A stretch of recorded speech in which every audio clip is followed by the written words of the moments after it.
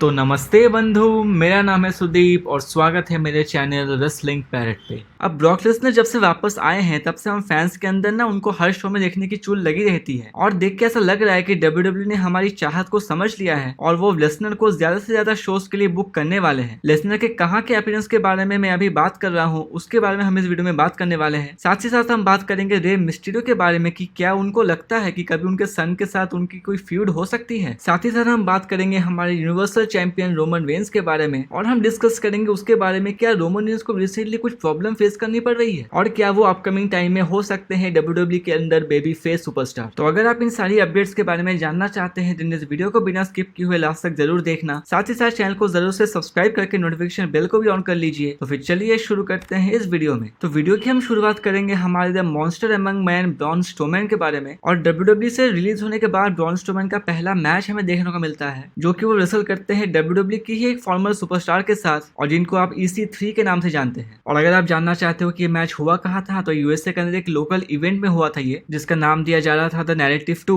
The monster इन असॉल। अब क्योंकि नाम में ही द मॉन्स्टर इन असॉल है तो विनर की बात करें तो यहाँ पे ब्रॉन स्ट्रोमैन ने EC3 को हरा दिया है। लेकिन ये मैच एग्जैक्टली कौन से लोकेशन पे हुई है वो अभी अनडिस्क्लोज्ड है, उसकी कोई रिपोर्ट निकल के नहीं आई हुई है। ज्यादा कोई खास स्टोरी नहीं है इसके अंदर, बस अगर आप ब्रॉन स्ट्रोमैन के फैन हो तो आपके लिए छोटी सी अपडेट है ये। और अगर आप सोच रहे हो कि क्या डब्ल्यूडब्ल्यूई ब्रॉन स्ट्रोमैन को दोबारा से रिहायर करेगी तो इसके चांसेस जो है बहुत ही नेग्लिजिबल है, आप एकदम आउट ऑफ द बॉक्स ही समझ सकते हो इसको। लेकिन इम्पैक्ट रेसलिंग ब्रॉन स्ट्रोमैन को साइन करने के लिए थोड़ी सी उत्सुक है और अगर आप ब्रॉन स्ट्रोमैन के फैन हो तो आपको शायद इम्पैक्ट रेसलिंग को थोड़ा सा फॉलो करना पड़ेगा। हमारी आज की नेक्स्ट अपडेट जुड़ी हुई है JBL के बारे में। JBL को तो आप जानते ही होंगे, वो बहुत सालों से डब्ल्यूडब्ल्यूई के साथ जुड़े हुए हैं। पहले वो डब्ल्यूडब्ल्यूई में रेसल किया करते थे और अब वो कमेंट्री टेबल में भी बैठते हैं। और JBL जो है 2009 में अपना लास्ट रेसलिंग मैच लड़ा था उन्होंने डब्ल्यूडब्ल्यूई के लिए और उसके बाद वो डब्ल्यूडब्ल्यूई के साथ एज ए कमेंटेटर एंड पे व्यू में जो किक ऑफ शो होता है वहां पे ही बैठते हैं। तो रिसेंटली एक इंटरव्यू के दौरान उनसे पूछा जाता है कि क्या वो कभी फ्यूचर में ऐसा सोचते हैं कि वो डब्ल्यूडब्ल्यूई के अंदर as a in ring competition वापस आएंगे। बट JBL की रिप्लाई से लग रहा है कि वो कुछ खास इंटरेस्टेड नहीं है अपना रिटर्न करने के लिए। JBL का सीधा सीधी कहना था कि देखो, मुझे नहीं लगता कि मैं फिजिकली अभी इन रिंग कंपटीशन में आ सकता हूँ, लेकिन एक वो चीज है जिसको करने के लिए मैं कभी कभी सोचता हूँ, वो है कि मैं रिंग में जाके कोई एक यंग गाय का मैनेजर बन सकूं। आपको पता है कि डब्ल्यूडब्ल्यूई के अंदर एक हील सुपरस्टार को बुक करने के लिए, अच्छा बिल्ड करने के लिए कभी कभी मैनेजर्स का यूज किया जाता है। हमने ये बॉबी लैशली या रियो रश के बीच में देखा था, फिर शुरू में पॉल हेमन भी आए थे ब्रॉक लेसनर को लेके। ऐसी चीजें डब्ल्यूडब्ल्यूई के अंदर और भी बहुत सारी हुई है और JBL का भी कुछ ऐसा ही सपना है कि कभी ना कभी वो ऐसा कुछ करे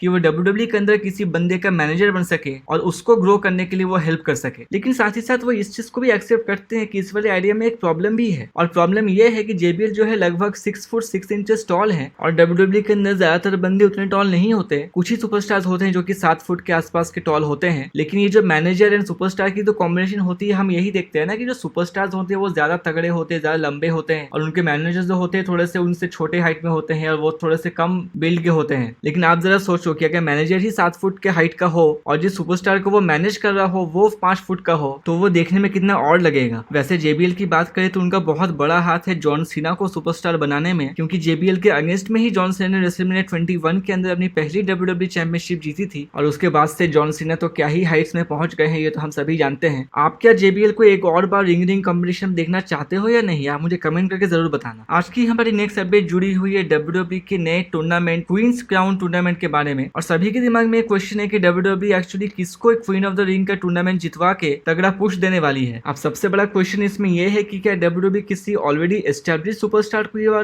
टूर्नामेंट जितवाएगी या कोई अपकमिंग टैलेंट को टूर्नामेंट जितवा के उनको पुश करने वाली है। अब इस टूर्नामेंट के अंदर एक स्ट्रॉन्ग कंटेंडर या फिर एक फैन फेवरेट कंटेंडर हम जिसको मान सकते हैं वो है Liv Morgan. And recently Liv Morgan अपने ट्विटर पे ये वाला पोस्ट करती है जिसके अंदर एक फैन ने उनकी फोटो को फोटोशॉप करके उनको ही क्वीन ऑफ द रिंग की विनर बताया है। और लिव मॉर्गन की इस ट्वीट पे स्मैकडाउन की लॉन्गेस्ट विनिंग वुमेन चैंपियन बेली ने रिप्लाई किया है और बेली रिप्लाई करते हुए बताती है कि आई विल अलाउ इट, मतलब कैसे वो अलाउ कर रही है कि हाँ ठीक है लिव मॉर्गन तुम क्वीन ऑफ द रिंग बन सकती हो। अब बेली ने तो अलाउ कर दिया, फैंस तो बहुत टाइम से वेट कर रहे हैं कि WWE लिव मॉर्गन को पुश करे और मेरे ख्याल से ना WWE के पास ये एकदम गोल्डन अपॉर्चुनिटी है कि वो लिव मॉर्गन को फाइनली वैसा पुश दे। और अगर लिव मॉर्गन सचमुच में क्वीन ऑफ द रिंग बन जाती है तो शायद ये उनके कैरियर के लिए सबसे बड़ा हाईलाइट पॉइंट होगा। हम आगे बढ़ते हैं और हम बात कर लेते हैं हमारे WWE के फादर एंड सन ड्यूओ के बारे में, यानी कि Rey Mysterio and Dominik Mysterio के बारे में। तो रिसेंटली कुछ महीनों से हम देख रहे हैं कि डोमिनिक मिस्टीरियो के कैरेक्टर में थोड़ा सा चेंज हमें WWE टीज कर रही है और वो अपने फादर को ब्लेम कर रहे हैं कि उनकी वजह से वो अपने मैचेस हार रहे हैं। और रिसेंटली कुछ र्यूमर्स भी चल रहे थे ना कि WWE Rey Mysterio and Dominik Mysterio को स्प्लिट करवा सकती है और डोमिनिक मिस्टीरियो जो है अपने फादर के ऊपर टर्न हो सकते हैं। तो रे मिस्टीरियो को रिसेंटली एक इंटरव्यू के दौरान ये वाली स्टोरी लाइन के बारे में पूछा जाता है और उनसे ये क्वेश्चन किया जाता है कि क्या फ्यूचर में कभी वो अपने सन के साथ कोई फ्यूड करना चाहेंगे। एंड ऑब्वियसली यहाँ पे रे मिस्टीरियो का जो फादरली नेचर है वो हमें सुनने को मिलता है जब वो सीधा सीधे इनकार कर देते हैं ऐसे स्टोरी लाइन के लिए। रे मिस्टीरियो का ये कहना था कि देखो मेरी जो WWE के अंदर करियर है वो हो सकता था कि कुछ सालों पहले ही खत्म हो जाती, लेकिन मेरे सन ही वो रीजन है जिसकी वजह से मैं अभी रेसल कर रहा हूँ। और एक आइडियल सिनेरियो में मैं कुछ ऐसा करना चाहूंगा कि मैं अपनी मास्क उतार के डोमिनिक को देना चाहूंगा ताकि वो हमारी लेगेसी को आगे लेके जा सके। अब ये तो ऑब्वियस है, कौन सा फादर इंटरव्यू में कहेगा कि हाँ मैं अपने सन के साथ फ्यूड करना चाहता हूँ। लेकिन WWE जैसी चीजें हम लोग को अभी रिसेंट टाइम में दिखा रही है, डेफिनेटली WWE के अंदर कुछ ना कुछ प्लान्स तो चल रहे हैं डोमिनिक एंड रे मिस्टीरियो को लेके। और अगर आप मुझसे पर्सनली पूछो तो डोमिनिक को अपने कैरेक्टर में थोड़ा चेंज लाने की जरूरत है, क्योंकि रेसलर तो वो कमाल के हैं ही, उनके मूव्स भी काफी अच्छे होते हैं, लेकिन वो एक कैरेक्टर में जो पकड़ होती है ना वो कहीं मिसिंग लग रही है डोमिनिक के अंदर। तो हो सकता है कि अगर डोमिनिक का हील टर्न हो जाए तो वो हमें देखने में और भी अच्छा लगे। कमेंट सेक्शन खुला है आपके लिए जहां आप बता सकते हो कि क्या आप डोमिनिक का हील टर्न देखना चाहते हो या फिर आप चाहते हो कि एक आइडियल सिनेरियो के अंदर रे मिस्टीरियो अपनी मास्क हैंडओवर करे डोमिनिक मिस्टीरियो को और वो WWE से रिटायरमेंट ले ले। और अगर आप सोच रहे हो कि बहुत दिन हो गए रे मिस्टीरियो हमें इंग में देखने को नहीं मिले, तो इसका भी रीजन मैं आपको बता देता हूँ कि रे मिस्टीरियो को अभी कम्पीट करने के लिए मेडिकली क्लियर नहीं किया गया है। अब इसका एग्जैक्ट क्या रीजन है वो सामने निकल के नहीं आया है कि क्या रे मिस्टीरियो इंजर्ड है या क्या सीन है। ये कुछ सिमिलर से सिचुएशन है रैंडी ऑर्टन के जैसे, जहाँ ये तो बताया जा रहा है कि रैंडी ऑर्टन मेडिकली क्लियर नहीं है कम्पीट करने के लिए, लेकिन वो इंजर्ड है या क्या है इसके बारे में कोई भी इन्फॉर्मेशन नहीं है। हम चलते हैं हमारे अगले स्टोरी की तरफ जो कि जुड़ी हुई है हमारे tribal chief universal champion Roman Reigns के बारे में। और जैसा कि मैंने आपको वीडियो की स्टार्टिंग में बताया है कि रोमन रेंस के साथ अभी चल रही है एक बहुत बड़ी प्रॉब्लम, और वो प्रॉब्लम ये है कि वो हील रहते हुए भी उनको क्राउड की तरफ से एक बेबी फेस वाला रिएक्शन मिल रहा है। अब आपको ये तो याद होगा कि जब Roman Reigns actually baby face थे उनको क्राउड की तरफ से कितना तगड़ा बूम मिलता था, और रिसेंटली WWE ने रोमन रेंस के कैरेक्टर पे ऐसा चेंज किया है और रोमन रेंस खुद भी जैसा परफॉर्म कर रहे हैं अपने ट्राइबल चीफ वाले गिमिक पे, ये तो साफ है कि अब बहुत सारे फैंस रोमन रेंस को सपोर्ट करने लगे हैं और वो रोमन रेंस के काम को भी अप्रिशिएट कर रहे हैं। और इसका रिसेंट एग्जांपल हमने तब देखा जब रोमन रेंस का नाम आता है ड्राफ्ट की नंबर 1 पिक पे, और जैसे ही रोमन रेंस का नाम आता है और क्राउड की तरफ से हमें एक बहुत तगड़ा पॉप सुनने को मिलता है, और उसके बाद जब रोमन रेंस रिंग में भी आते हैं तो क्राउड रोमन के चैंट्स कर रहे थे। अब यहाँ पे है ना WWE जो है फंस गई है। जब वो रोमन रेंस को चीयर दिलवाने की कोशिश कर रहे थे तब उनको बू मिल रही थी, और जब वो उनको बू दिलवाने की कोशिश कर रहे थे तब उनको चीयर मिल रही है। लेकिन अब क्वेश्चन ये है कि ऐसे चीयर मिलने के बाद WWE क्या रोमन रेंस का बेबी फेस टर्न कर सकती है? वेल, करंट सिचुएशन को देख के अभी के लिए हम ऐसा नहीं कह सकते, और आप ऐसा मान सकते हो कि रोमन रेंस जो है अभी कुछ महीनों या फिर कुछ साल तक हील ही रहने वाले हैं। और पर्सनली मैं ऐसा चाहूंगा भी नहीं कि रोमन रेंस का अभी जैसे कैरेक्टर है वो उसको इतनी जल्दी चेंज कर ले। और क्राउड का क्या है, क्राउड तो कभी भी किसी को भी चीयर कर लेती है, कभी भी किसी को बू भी कर देती है। सिर्फ चीयर या फिर बू के लिए WWE को इतना एक स्ट्रॉन्ग कैरेक्टर को चेंज नहीं करना चाहिए मेरे हिसाब से। अब WWE एक्चुअली क्या करती है वो तो उनके ऊपर ही है। हम आगे बढ़ते हैं और हम बात कर लेते हैं हमारे final story of the day के बारे में, जो कि जुड़ी हुई है कल होने वाली एक धमाकेदार मंडे नाइट रॉ के बारे में। अब रॉ की हालत एक महीने पहले कैसी खस्ता थी वो तो हम सभी जानते हैं, लेकिन हमें यह भी मानना पड़ेगा कि जब से WWE बिगी को चैंपियन बनाई है रॉ के अंदर, तब से वो कुछ न कुछ ऐसे मैचेस दे रही है जिसकी वजह से फैंस जो है वो थोड़ा सा हाइप्ड है रॉ को ट्यून करने के लिए, और उसका रिजल्ट हम देख सकते हैं कि कैसे व्यूअरशिप में भी थोड़ा सा हाइक हुआ है रॉ में। और कल का रॉ भी काफी मानियों में खास है, क्योंकि हमें कल देखने को मिलेगा ड्राफ्ट का नाइट 2,